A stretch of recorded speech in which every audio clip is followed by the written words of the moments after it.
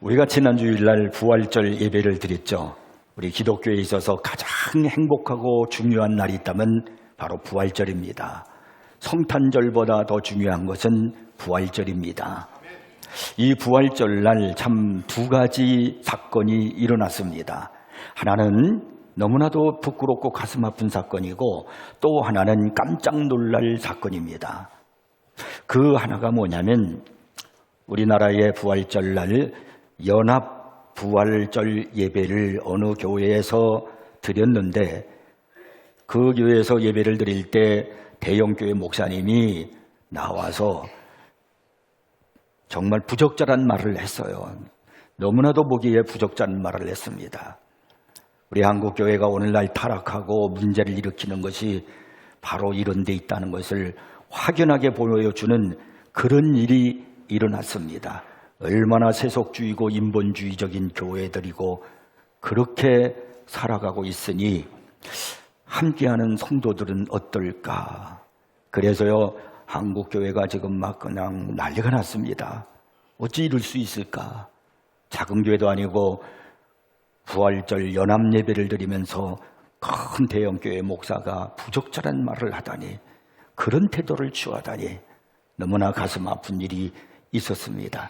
지금 이것이 우리나라의 현실이고 교회 현실이고 기독교의 현실이에요. 여러분 정신을 차리고 신앙생활을 해야 한다는 것을 다시 한번 깨닫게 해주는 그런 사건이었습니다. 또 하나의 사건이 일어났는데 부활절날 그날 0시 8분에 도널드 트럼프 미국 대통령이 소셜미디어에 이런 글을 올렸습니다. 우리가 그를 구했다. 이게 무슨 말이냐면 이란 영토 한복판에 고립된 미국 병사를 구출하기 위한 36시간의 고난도 작전이 성공적으로 마무리되었음을 알리는 그런 내용이었습니다. 트럼프 대통령은 이번 임무를 미국 역사상 가장 대담한 수색 및 구조 작전 중 하나였다라고 그렇게 말했습니다. 지금 미국과 이란이 전쟁 중이지 않습니까? 그런데 지난 4월 3일 날 F-15E 전투기 한 대가, 미국의 전투기 한 대가 이란에 의해서 격추를 당했습니다. 전투기는 앞에 한 분, 조종하는 한 분, 뒤에 한 사람 이렇게 앉거든요. 두 사람이 탑니다. 그런데 이 전투기가 격추를 되면서 앞에 앉아있는 조종사는 무사히 탈출을 해서 신속히 구조가 이루어졌습니다. 문제는 뒤에 앉아있는 분이었어요. 이 뒷좌석에 탑승했던 무장관제사 대령이 비상 탈출을 했지만은 험준한 이란 산악지대에 홀로만 남겨져 버리고 말았습니다. 거기에는 수많은 이란의 군인들이 거기 안에 진을 치고 있었습니다. 그런데 미국에서 이 단 한 명의 병사를 구하기 위해서 전력을 다하는 겁니다. 그 유명한 강한 네이비실 팀 6등 그 수백 명의 미 최정예 특수작전부대와 수십 대의 군용기 그리고 우주 사이버 정보 자산이 전부 다 동원돼 가지고 대규모 작전이 벌어졌습니다. 한 사람 병사를 구출하기 위해서.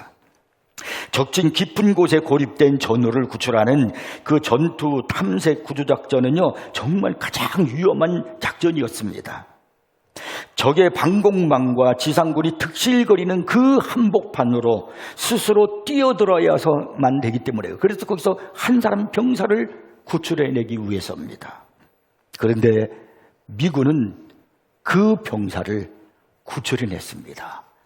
그래서 미국이 대단한 것 같아요. 매스컴들은 이 사건을 놓고 이렇게 대서특필을 했습니다. 36시간 사투 끝에 또 한 명의 라이언 일병을 구했다. 여러분, 라이언 일병 구하기라는 영화가 있었죠. 혹시 보신 분들 있을 거예요. 참 명화입니다. 이 라이언 일병을 구하기 위해서 8명의 미군 군사가 적진에 지금 알 수 없는 실종된 라이언 일병을 구하러 가는 겁니다. 생명을 걸고 그 한 사람을 구하러 가는 것입니다.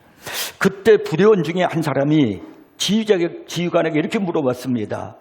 왜 한 사람 일병을 구하기 위해서 우리 8명이 목숨을 걸고 거기에 가야 하는 것입니까?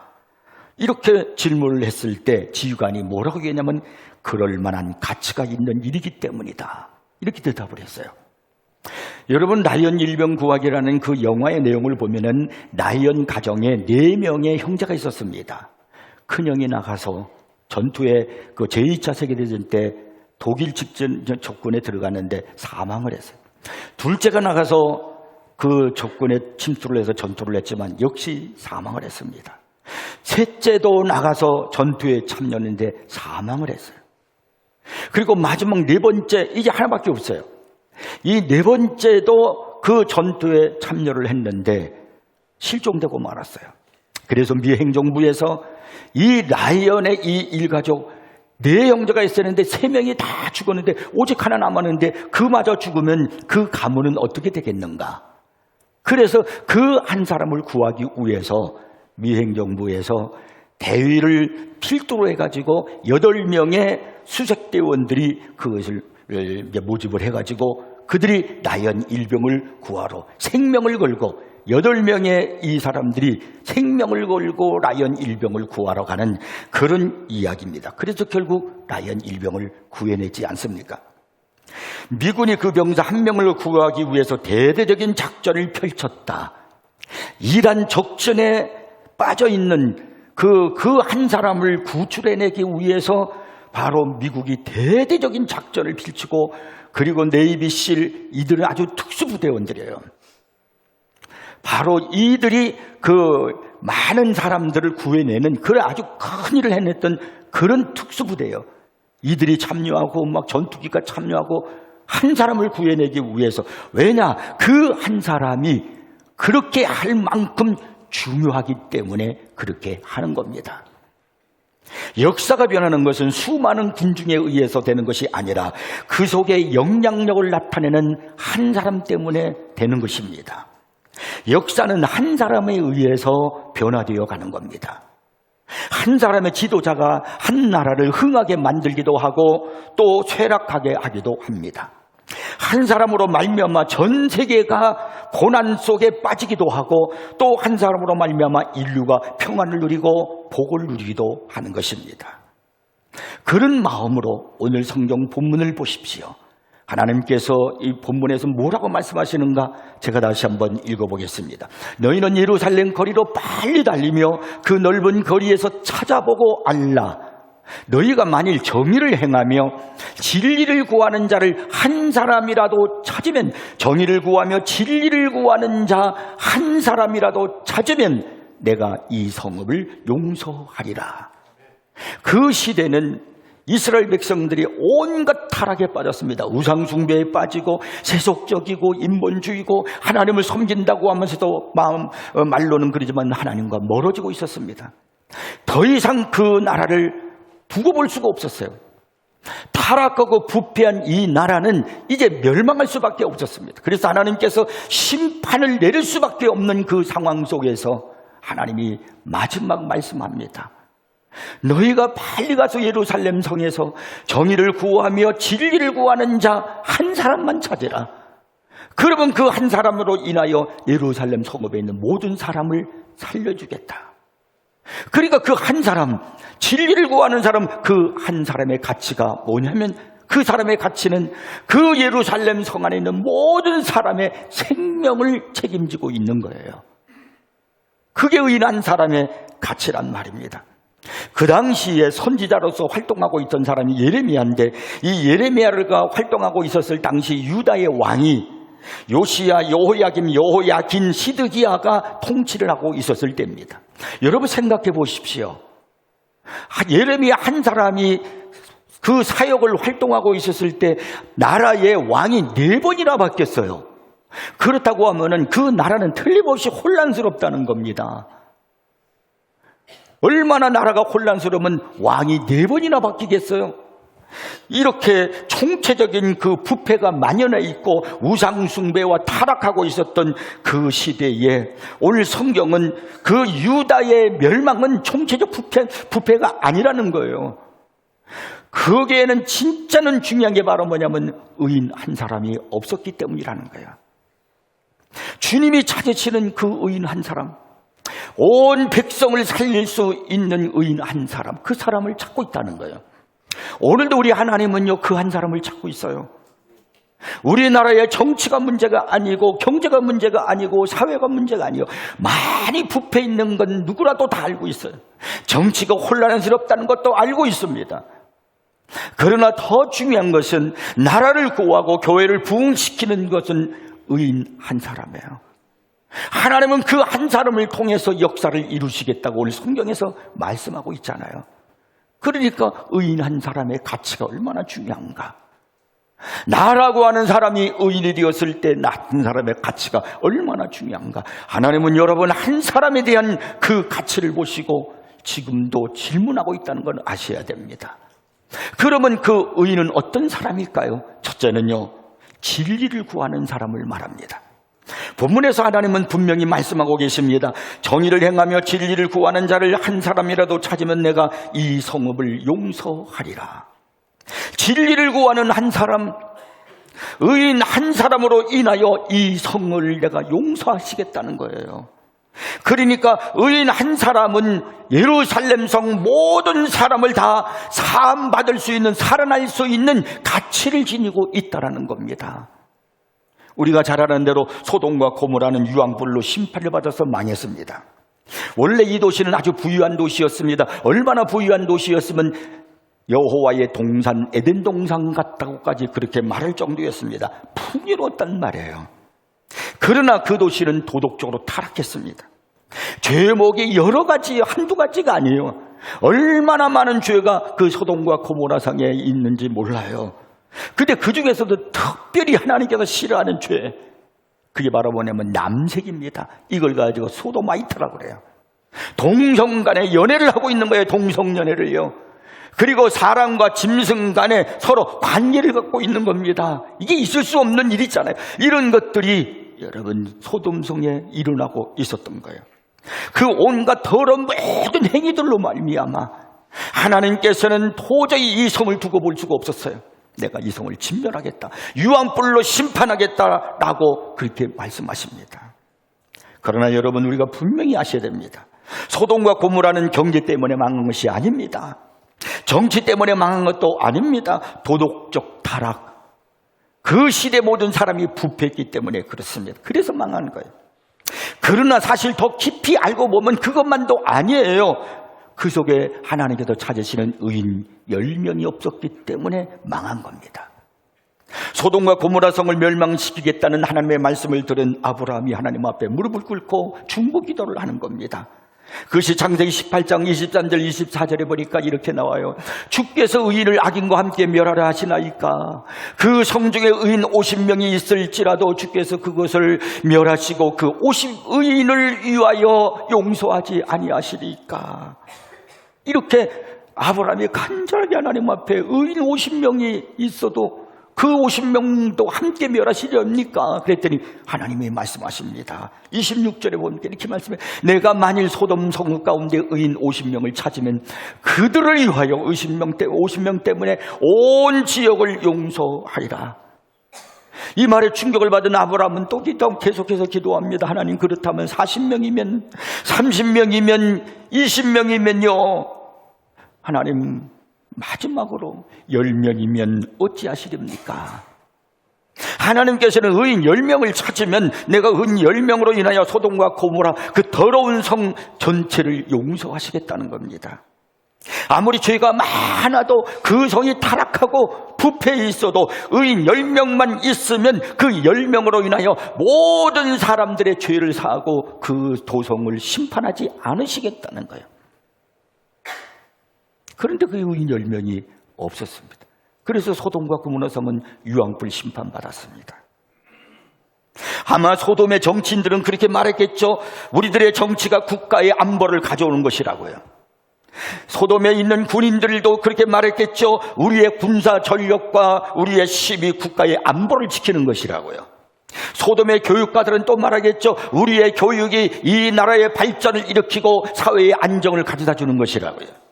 소돔의 경제인들도 말하겠지요. 우리들의 경제 활동이 얼마나 잘하고 있는가에 따라서 이 민족의 운명이 달려있다라고 말하겠지요. 그러나 하나님 말씀합니다. 아니라는 거예요. 아니다. 저 의인들 때문에 내가 아직까지 그래도 소돔성을 멸망하지 않고 유보하고 있었다. 나는 저들 때문에 소돔의 심판을, 고모라의 심판을 유보하고 있었다. 여기서 우리들이 의인이 가지는 그 가치가 얼마나 대단한가 하는 것을 아셔야 됩니다. 나라와 사회와 공동체는 의인들에게 운명을 맡기고 있다는 걸 아셔야 됩니다. 이 나라, 우리 대한민국의 나라의 운명은, 우리나라의 미래는, 여러분의 자손들의 앞일은 정치요, 경제요, 아니에요. 의인이라 일컫는 우리들에게 맡겨져 있는 겁니다. 우리 그리스도인들에게 교회에 맡겨져 있는 거예요. 바로 그들이 민족 사회와 인류 사회의 핵이 되는 것이고, 그리고 우리들이, 의인들이 정신적인 심장이 된다고 성경은 가르치고 있습니다. 성경은 이 의인들 때문에, 이 성도들 때문에 한 가정, 한 나라가, 한 사회가 축복받을 것이라고 밝히 말씀하고 있습니다. 오늘 본문에서 하나님께서는 정의를 행하며 진리를 구하는 자 한 명만 찾으면 이 도시 전체를 살리라고 말씀하셨습니다. 얼마나 애끓는, 얼마나 하나님이 답답해 하시는 말씀입니까? 그러나 그 한 명이 없다는 거예요. 하나를 보시고 전체를 용서하시는 하나님의 그 놀랍고도 엄청나고 광대한 사랑의 외침 앞에 우리는 그 의미를, 하나님의 음성을 깨달아야 합니다. 한 사람만 찾아라. 의인 한 사람만 찾으면 내가 이 성읍 전체를 용서하리라. 그 한 사람이 중요한 거예요. 그 사람을 찾으시면 하나님은 그 사람을 통해서 성 전체를 사해 주겠다는 겁니다. 그 한 사람이 나라를 살리고 그 사람이 하나님의 나라를 이룰 수 있습니다. 하나님이 찾으시는 의인 한 사람, 그건 누구일까요? 도대체 그 사람이 누구일까요? 예수님은 마태복음 5장에서 8복에서 이런 말씀을 했어요. 의를 위하여 박해를 받는 자는 복이 있나니 천국이 그들의 것입니다. 그 의가 누구예요? 우리 주 예수 그리스도 아니에요. 그러니까 의인은 누구를 말하는 거냐면요, 주님만 바라보고 주님만 의지하는 사람이에요. 하나님은 한 분으로 만족하고 살아가는 사람이에요. 그것이 의인이에요. 그리고 또 뿐만 아니라 주를 위해서 희생하는 사람, 하나님 나라를 위해서 헌신하는 사람이 바로 의인이란 말입니다. 요한 웨슬레이 목사가 87세 때에 알렉산더 메지어라고 하는 분에게 이런 내용의 편지를 썼습니다. 죄 말고는 두려워할 것이 전혀 없는, 하나님 말고는 원하는 것이 전혀 없는 그런 전도자를 내게 100명만 주십시오. 그 사람이 성직자이든 병신도이든 관계하지 않겠습니다. 그런 사람이라야 지옥의 문을 부술 수 있고 지상에 하나님의 나라를 건설할 수 있기 때문입니다. 정말로 하나님을 사랑하는 사람 100명만 있으면 그 나라를 구원하겠다는 거예요. 그 하나님을 사랑하는 의인, 하나님만 바라보고 하나님만 의지하는 그들만 있으면, 그 100명만 있으면 지옥의 문을 부숴버리겠다는 겁니다. 이 한 사람이 중요한 거예요. 하나님께 헌신하는 사람 한 사람, 하나님만 의지하고 예수님만 바라보는, 오직 주만 바라보나이다라는 그런 여호사밧 같은 한 사람, 그 사람 때문에 나라 전체가 위기 속에 살아났듯이 오늘 그 한 사람이 이 민족을 살리고 우리의 가정을 살리는 겁니다. 아멘. 여러분, 한 사람이 얼마나 중요하다는 걸 아셔야 돼요. 내가 누군가를 아셔야 돼요. 내가 왜 예수를 믿고 교회 나오는가를 아셔야 돼요. 이 나라의 운명은 우리들에게 교회에 달려있단 말입니다. 우리 교회예요. 그런데 세속과 결탁하고 있고 우리가 어두워져 있으면 되겠어요? 세상이 어두운 데서 너희는 빛이라고 그랬고 세상이 부패했으니까 우리가 소금이라고 그러는데, 맛을 잃은 소금이 되고 빛을 잃은 등이 되어 있으면 여러분, 이 나라의 운명이 어떻게 되겠습니까? 저 한 사람, 여러분 한 사람이 중요합니다. 이 나라의 운명이 우리들에게 달렸단 말이에요. 이제는 여러분 바로 깨달으십시오. 하나님이 찾으시는 의인 한 사람이 나이기를 바랍니다. 그 다음에 두 번째는요, 세대를 본받지 않고 사명을 감당하는 사람이 의인입니다.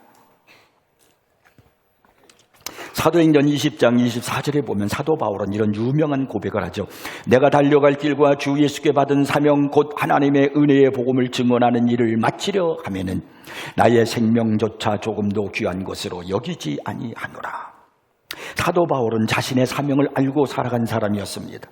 그 시대에 바울이 하나님의 복음을 전하는 일은 생명을 바치는 일이었습니다. 로마가 세상을 지배하고 있었고 시저가 신이라고 그랬습니다. 그런데 예수를 전한다라고 하는 것은, 복음을 전한다라고 하는 것은 생명이 있더래요.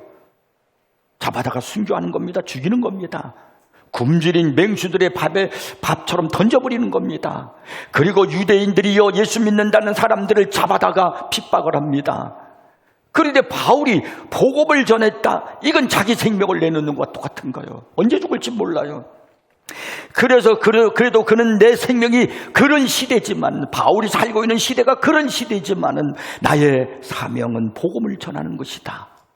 그래서 그가 복음을 전하고 생명을 던지고 복음을 전했기 때문에 그 복음이 전해져서 오늘 우리에게까지 왔고, 저도 여러분도 복음을 받고 우리가 예수 믿어 구원받지 않았습니까? 여러분, 우리가 지금 오늘 해야 할 일이 바로 뭐냐면 시대를 향한 하나님의 뜻을 알아야 돼요. 오늘 내가 살고 있는 이 시대가 어떤 시대인지를 알고, 그리고 이 시대에 나를 살게 하신 하나님의 뜻이 무엇이고 내 사명이 무엇인지를 아셔야 합니다. 논평과 비판으로 역사가 달라지는 게 아닙니다. 기도하고 말씀을 붙들고 행동하는 믿음의 사람을 통해서 역사가 변화되는 겁니다. 역대상 12장 32절에 보면 이런 말씀이 있어요. 이사갈 자손 중에서 시세를 알고, 시대를 안다는 거예요. 시세를 알고 이스라엘이 마땅히 행할 것을 아는, 뭘 또 알았냐면 이스라엘이 마땅히 행할 것, 이건 사명을, 그 시대를 알고 그 시대에서 해야 할 사명을 아는 그런 것, 바로 우두머리가 200명이니 그들은 그 모든 형제를 통솔하는 자이며, 이 말씀은 다윗의 왕조가 세워질 때 쓰임받았던 이사갈 자손에 대해서 두 가지 특징을 말하는 거란 말이에요. 시대를 알고, 그 다음에 이스라엘이 마땅히 행할 것을 안다, 사명을 안단 말이에요. 시대를 안다는 것은 시대의 흐름과 시대의 문제, 그 시대의 트렌드, 필요가 무엇인지를 안다는 겁니다. 그래서 그런 시대 속에서 하나님의 뜻이 무엇인지를 분별하여, 영적으로 분별하여, 그래서 바른 신앙의 자세를 갖는다는 것을 말하는 거예요. 로마서 12장 2절에 그렇게 말씀하고 있어요. 너희는 이 시대를 본받지 말고 오직 마음을 새롭게 함으로 변화를 받아 하나님의 선하시고 기뻐하시고 온전하신 뜻이 무엇인지 분별하도록 하라. 이것이 오늘 이 시대를 아는 사람들이 가져야 할 신앙적인 자세예요. 여러분, 시대를 향한 하나님의 뜻이 무엇인지를 헤아릴 줄 아는 그런 영적인 눈이 열려져 있어야 됩니다. 오늘 우리가 살고 있는 시대가 어떤 시대인 것 같아요? 막연하게 그냥 시대가 힘들다, 이 정도입니까? 성경은 분명히 말씀해요. 로마서 13장 11절 이하에서 분명히 말씀합니다. 또한 너희가 이 시기를 알거니와 자다가 깰 때가 벌써 되었으니, 그렇게 자다가 깰 때가 되었다는데 지금도 신앙생활을 하면서 졸고 있고 잠자고 있지는 않은지요. 이는 이제 우리의 구원이 처음 믿을 때보다 가까웠습니다. 주님이 오실 때가 가까웠다는 거예요. 밤이 깊고 낮이 가까웠으니 그러므로 우리가 어둠의 일을 벗고 빛의 갑옷을 입자. 낮에와 같이 단정히 행하고 방탕하거나 술 취하지 말며 음란하거나 호색하지 말며 다투거나 시기하지 말고 오직 주 예수 그리스도로 옷 입고 경력을 위하여 육신의 일을 도모하지 말라. 이것이 오늘 우리가 살고 있는 시대의 모습이에요. 베드로전서 4장 7절은 더 분명히 말씀합니다. 만물의 마지막이 가까이 왔으니 그러므로 너희는 정신을 차리고 근신하여 기도하라. 만물의 마지막이 가까이 왔다는 거예요. 그러니까 우리가 살고 있는 이 시대는 마지막 때요. 어쩌면 우리가 살고 있는 시대 때 주님이 오실지도 몰라요. 지금 시대를 보니 꼭 그렇게만 느껴져요. 근데 이 마지막 때는 무엇보다도 깨어 있어야 되고 영적으로 무장하고 살아야 됩니다. 자, 그러면 우리가 이런 시대를 살고 있다면 시대를 알고 주님이 오실 때가 가까이 왔고 마지막 때임을 알고 이 시대 때에 살고 있는 우리들이 영적으로 깨달아서 사명이 무엇인지를 알고 그 사명을 감당하는 거예요. 그것을 우리에게 잘 보여주는 말씀이 예레미야 35장에 나타나 있습니다. 예레미야 35장에 보면 내갑 사람들에 대한 이야기가 나오는데 그 시대는 엄청나게 타락한 시대예요. 우상 숭배가 막 가득했고 막 사람들이 세속에 빠져 있고 하나님의 나라요, 하나님의 백성들이요, 인본주의를 빠져 있고 막 그런 시대예요. 그런데 어느 날 하나님께서 예레미야 선지자가 이렇게 말씀합니다. 내갑 사람들에게 여호와의 집 한 방으로 데려다가 포도주를 마시게 하라. 하나님이 그렇게 예레미야에게 말씀 명령하셨어요. 그래서 예레미야가 내갑 사람들에게 불러가지고 포도주가 가득한 종지와 술잔을 놓고 마시라고 하는 겁니다. 다른 사람도 아니고 예레미야 선지자가.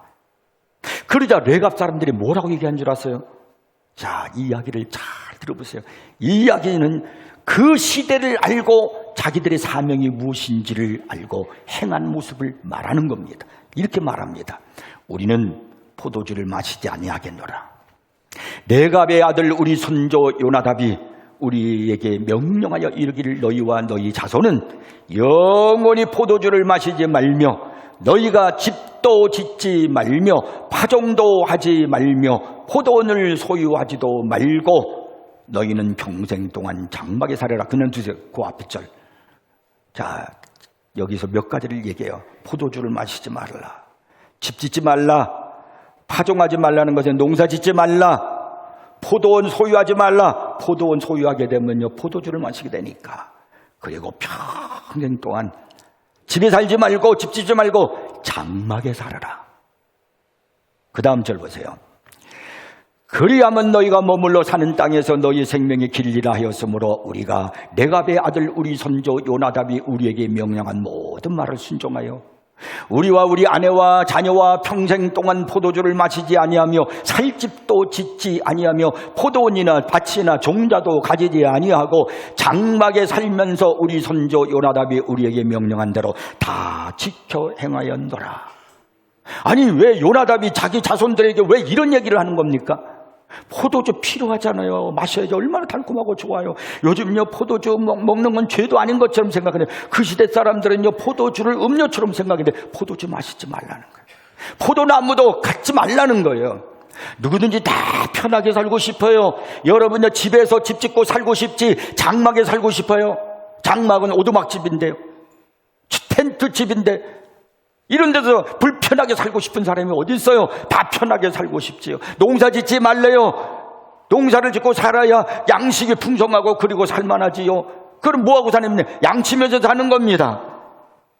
왜요? 왜 그런 이야기를 하는 것일까요? 그 시대를 바로 요나답은 알았기 때문에 이 시대 많은 사람들이 다 우상숭배로 빠지는 거예요. 세상으로 빠지는 거예요. 하나님의 백성들이요. 그리고 시대가 흐름이 전부 다가 그렇게 막 신앙은 내팽개쳐버리고 하나님을 믿는다고 말하지만은 인본주의, 세속주의로 빠져가 편한 것을 찾아가는 거예요. 할 수만 있으면 편하게 신앙생활 하자요. 편리한 대로. 제가 얘기했죠. 우사의 영성이라고 이것이요. 그런 것을 알고 있었기 때문에 이 요나답이 결정을 하는 겁니다. 너희들은 그렇게 하면 안 된다. 유목생활을 해라. 그래서요 평생도록 이 내갑 자손들은요 장막에서 살았어요. 집 짓고 좋은 집에서 돈도 넓은 집, 큰 집으로 이사가고 싶고 편리한 집으로 이사가고 싶고 다 그러고 싶잖아요. 그런데 아니에요. 그런 것 너 장막에 살았어요. 얼마나 불편해요 장막. 그리고 포도주도 먹고 싶지 않아요. 남들 포도주만 안 먹어요. 농사도 안 져요. 농사를 지려면 당시에 농사는 짓는 법을 몰라요. 그들은요 광야에서 살았단 말이에요. 농사 짓는 법을 모르고 있는데 와서 가나안 사람들에게, 농사 짓는 사람들에게 배워야 되는 거 아니에요.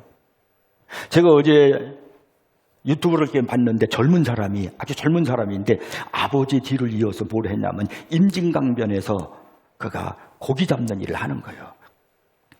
그러니까 그 고기 잡는 일을 하려면은 거기에 이제 가서 어촌의 마을에 가서 신고를 하고 내가 여기서 고기를 잡고 싶습니다. 그래서 이제 국가로부터 허가를 받아야 돼요. 그러면 자기가 그물을 칠 수 있는 구역이 할당된대요. 그러면 그 구역에 거기서다가 이제 고기를 잡는 거예요. 그 망을 치고 그리고 찾아가서 아침에 해 뜨기 전에 미리 해 뜨기 전에 가가지고 미리 쳐놨던 그물을 잡아당겨요.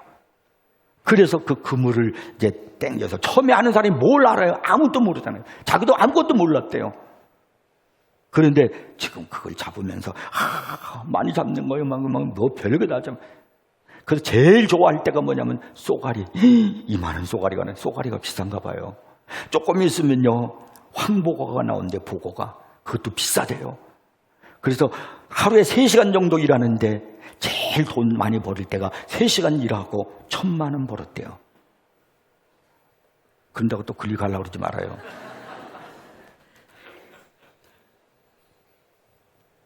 처음에 모르잖아요. 농사짓 접은 적이 없는데 광야 생활하는데 그러니까 농사를 짓고 살았던 가난한 사람들에게 배우는 거예요. 어떻게 농사는 이렇게 하는 거예요. 그러면서 그 농사의 문화를 이거 농사를 잘 짓게 해주는 것은 바알신이다. 그래서 바알신에게 제사도 드려야 되고 그 신을 섬겨야 되고 그래야 되는 것이다. 그리고 포도주도 마시고 포도주도 뿌리고 그래야 되는 것이다. 이러면서 우상숭배에 빠지는 거예요. 얼마나 힘들었겠습니까? 이 레갑 족속은요 비록 가난하고 못 살았지만 그들 안에는 중요한 영적인 정신이 있었어요. 결코 우리는 정신이 썩어서는 안 된다. 우리의 영혼이 부패해서는 안 되고 썩어서는 안 된다. 레갑 족속들은요 돈을 많이 벌어서 부자가 되고 세상적으로 유명하게 되더라도 그들이 중요하게 생각하는 게 바로 뭐냐면 영혼이야, 영혼. 내가 영적으로 썩으면 안 된다. 신앙이 썩으면 안 된다. 그러니 얼마가 지나더라도 몇백 년이 지나더라도 이걸 놓치면 안 된다. 우리 조상이 얘기해줬던 그 자리. 그래서 그들은 그것을 붙들고 사는 거예요. 신앙을 버리지 않기 위해서. 하나님만 섬기기 위해서요. 각오를 하고 조금 힘들고 못 살면 어때? 조금 불편하면 어때? 내가 하나님만 섬기는 게 행복이지. 오늘 우리에게 가장 아쉬운 것이 있다면 이런 영적인 결단력이 없다는 겁니다. 그냥 되는 대로 편안하게 쉽게 신앙생활을 하려고 하는 데 있어요. 사람에게 있어서 중요한 것은 단순히 잘 사는 것이 아니라 어떤 사상에 사로잡혀 있느냐, 내가 어떤 길을 가고 있느냐, 어떤 영적인 마음의 결단을 하고 있느냐가 중요한 거예요.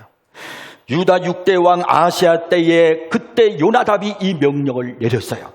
그런데 예레미야를 때에 레갑 자손에게 이 사실을 들을 때가 언제냐면은 그때는 여호야김 왕 때인데, 그러니까 아시아 왕 때부터 여호야김 왕 때까지가 약 240년이 흐른 뒤였어요.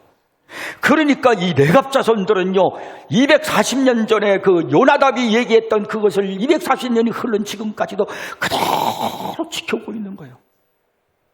여러분, 이게 신앙의 명문 가정 아니에요? 이게 진짜 신앙생활이죠. 그들은요 단호하게 거절했어요. 갈등도 하지 않았고 머뭇거리지도 않았고 세대를 본받지도 않고 이 더러운 시대에, 타락한 시대에 내가 해야 할 사명이 무엇인지를 분명히 알고 타협하지 않았어요. 왜? 단 한 가지, 신앙생활 잘하려고. 오직 하나님만 섬기려고요. 오늘 이 세상을 살아가는 우리 그리스도인들이 왜 그렇게 약해요? 왜 그렇게 믿음이 없고 흔들리고 있습니까? 그것은 너무나도 세상 것이 나에게 붙어 있어서 그런 거 아닐까요? 그래서 세상 것이 붙어 있다 보니까 기도의 힘을 잃어가고 있고 믿음의 힘도 잃어가고 있고 예배의 힘도 잃어가고 있고 말씀도 잃어가면서 흔들리고 있는 건 아닐까요? 세상에 붙어 있는 것들이 내 몸에서 하나 둘씩 떨어져 나갈 때마다 나의 영혼은 점점 강해집니다. 내 믿음은 점점 세질 줄을 믿으시기 바랍니다. 오늘 하나님은 한 사람을 찾고 있는 거예요. 한 사람, 의인 한 사람, 믿음으로 희생하는 한 사람, 오직 여호와만 바라보고 의지하는 그 한 사람을 찾고 있습니다. 이제 곧 주님이 오실 겁니다. 분명히 오십니다.